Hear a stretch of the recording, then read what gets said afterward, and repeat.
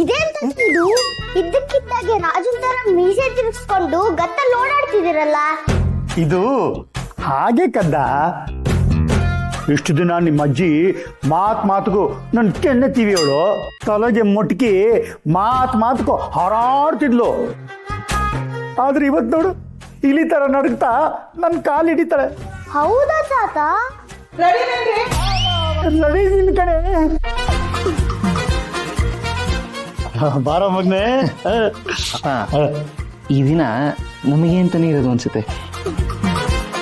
ಗಂಡಂದ್ರು ಹೆಂಡತಿರ ಹತ್ರ ಪಾದ ಮುಟ್ಟಿಸ್ಕೊಳ್ಳಿ ಅಂತಾನೆ ಭಿನ್ನವಾಸ ಮಾಡಿರೋದು. ಹೌದು ಕಣ ಮಗನೆ, ಇವತ್ತು ಒಂದಿನ ಆದ್ರೂ ರಾಜಾರೋಷವಾಗಿ ಹೆಂಡತಿ ಕಾಲಡಿ ಇರೋದನ್ನ ನೋಡ್ಬೋದು.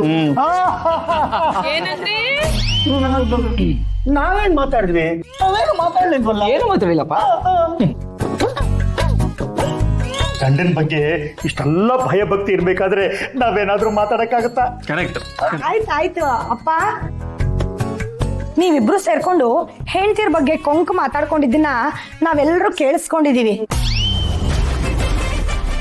ಅಲ್ಲಪ್ಪ, ನೀವು ಗಂಡಸರು ಹೆಂಡತಿರ ಬಗ್ಗೆ ಇಷ್ಟೆಲ್ಲ ಜೋಕ್ ಮಾಡ್ತಿರಲ್ಲ, ಯಾವತ್ತಾದ್ರೂ ಒಂದು ದಿನ ಅವ್ರ ಮುಂದೆ ನಿಂತ್ಕೊಂಡು ಧೈರ್ಯದಿಂದ ಮಾತಾಡಕ್ಕಾಗತ್ತಾ ಹೇಳಿ ನೋಡೋಣ.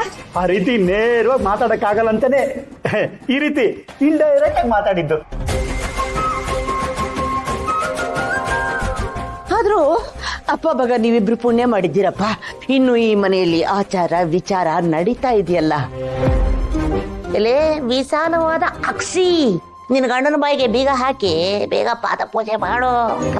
ಕರೆಕ್ಟಾಗಿ ಮಾತಾಡಿದ್ರಿ, 100ಕ್ಕೆ ಮಾತು ಅಪರೂಪಕ್ಕೆ. ರೀ ನಡೀರಿ ಕೂತ್ಕೊಳ್ಳಿ. ಸುಬ್ರಹ್ಮಣ್ಯ ನಡಿಯಪ್ಪ. ಶ್ರಾವಣಿಮ್ಮ